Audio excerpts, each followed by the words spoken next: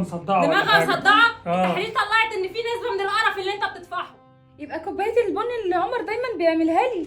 يعني هو بيحط غير ما تعرفي عشان ليه كده تحلي يا عن عمر؟ دماغه. ليه كده يا عمر؟ ده مش بني ادم. ممكن تقولي ايه القرف ده؟ ايه ده؟ انت جبت ازاي كده؟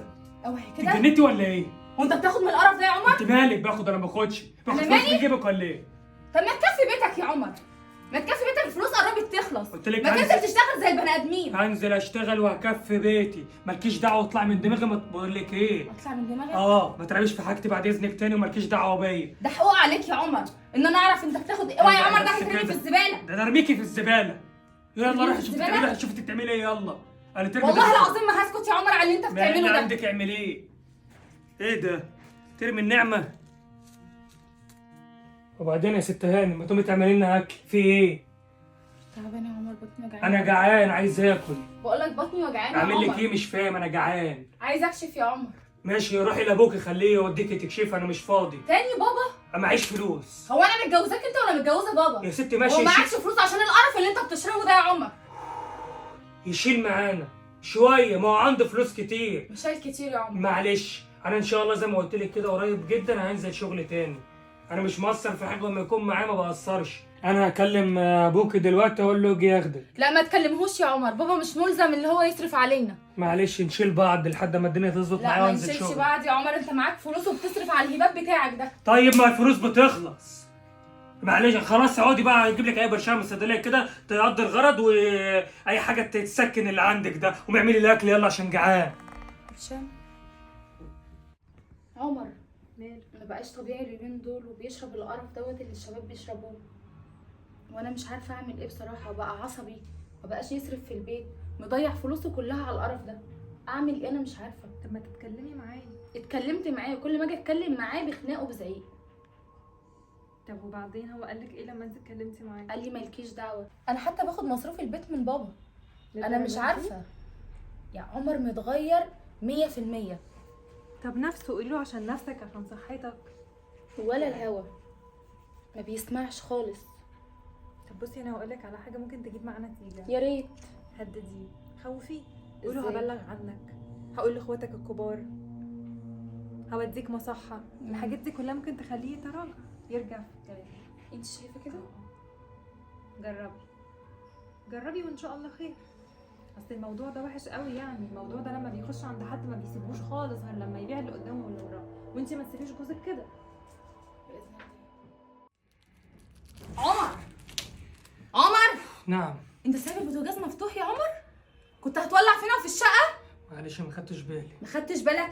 ما هو بسبب القرف اللي انت بتشربه ده. طب انت عايزه ايه يعني؟ لا الموضوع كده افور معاك خالص يا عمر. امم عمر انا تعبت من العيشه دي. انت كنت هتولع في الدنيا يا عمر؟ معلش. معلش. حقك عليا. ايه البرود اللي انت فيه ده؟ على فكره انا مش هسكت. انا هقول لاخواتك الكبار وهوديك مصحه يا عمر. انا هبلغ عنك على فكره. صدقوا تؤمني بالله، يوم ما تفكري توديني مصحه تبقي راحه قبليه.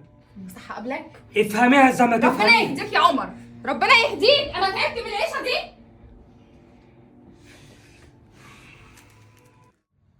حسيت دماغك مصدعه كده، عملت لك شويه قهوه يظبطوا دماغك. تسلم ايدك يا حبيبي. حبيبتي ربنا يتوب بقى عليك في اللي انت فيه دوت. ان شاء الله هبطل باذن الله قريب يا حبيبتي. باذن الله، ربنا يخليك ليا.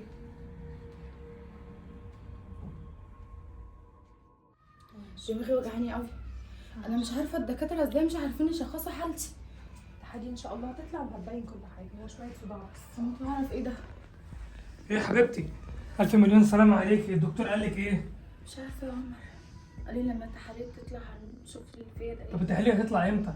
ايه اللعبه دي يا عمر؟ ما جيتش معانا ليه؟ والله كان عندي شغل ما كنتش فاضي يعني. يعني الشغل ولا مراتك يعني؟ يا حبيبتي ماشي، مراتي فوق راسي بس انا ما كنتش فاضي يعني. خليكي محضر خير في ايه؟ ماشي، ما انا بكلمك في الحق يا عمر. انت شايف هي عامله ازاي؟ دي كانت بتعملي بتخبط دماغها في كوبايه الحيطه. قهوه يا عمر من اللي انت بتعمليه. عينيا يا حبيبه قلبي عينيا. قهوه ايه؟ قهوه ايه دلوقتي يا بنتي؟ تجيب لك صداع اكتر. لا عمر بيعملوا كوبايه قهوه بروق على طول. بس مش عارفه الصداع ده مستمر ليه كده. التحاليل هتبين ان شاء الله. انا دلوقتي هكلم المعمل وهستعجلهم على دماغي يا ساره مش قادره. كل دوت بيعملوا التحاليل 3 ساعات. هستعجلهم لك تاني والله اهو. هتصل لك بيهم. مش قادره. حتى عمر قال نازل يجيب قهوه من تحت. مش عارفه اتاخر ده كله ليه. دماغي يا ربي مش قادره. الو، لو سمحت احنا كان في تحاليل باسم حبيبه محمد. حبيبه محمد صلاح، كنا عاوزين نعرف بس التحاليل فيها ايه، ولا هي طلعت ولا ايه، بقالنا كتير قوي. طيب اوكي معاك. طلعت؟ طيب ماشي. لا انا مش عايزاك تبعتها لي على الواتساب، لو بعتها لي على الواتساب انا مش هعرف اقراها برضه. ممكن حد من المعمل يقول لنا هي فيها ايه، لان هي تعبانه جدا، نحاول يعني اي مسكن او اي حاجه حد ينصحنا بيه. طيب اوكي ماشي، هو يبعت لي النتيجه على الواتساب بالقرايه بتاعتها. شكرا جدا، شكرا. مع مش السلامه. قادره. مش قادره. خلاص هو هيبعت لي دلوقتي مسج بالقرايه بتاعت التحليل في ايه بالظبط. ان شاء الله خير يعني. باذن الله. يا نهار اسود يا حبيبه، في ايه يا ساره؟ التحاليل مبينه ان في نسبه قرف من اللي جوزك بيشربه. انت بتهزري؟ والله العظيم اكيد التحاليل دي مش غلط، ده المعمل ده كويس جدا. لا لا يا ساره، مفيش الكلام ده. وريني بس الاسم كده. حبيبه محمد صلاح. يبقى كوبايه البن اللي عمر دايما بيعملها لي. يعني هو بيحط لي غير ما تعرفي؟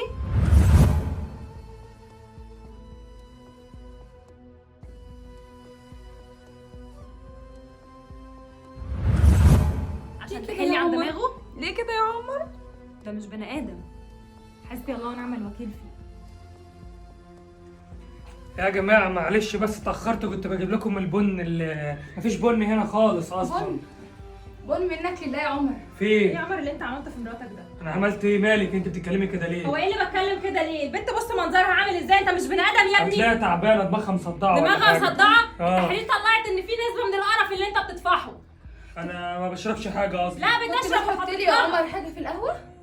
كنت بتحط لي الخر اللي انت بتشربه دوت في امال القهوه؟ انت فاكره عايزه توديني مصحه وانا اسيبك كده؟ هي ده انا مش اموتك قبل ما تحط دماغك ان انت هتوديني إيه؟ تاذيني. هي هتحبسك. تحبسني اللي عندها تعمله، واللي تعرف تثبته تثبته يا حبيبتي. منك لله يا انت عمر. عايزه تاذيني وانا اسمع عليكي؟ أنت مش ده انا بني آدم. ادفنك يا بنت. منك لله يا عمر. حسبي الله ونعم الوكيل. لو ظلمتك بقى يبقى مني لله.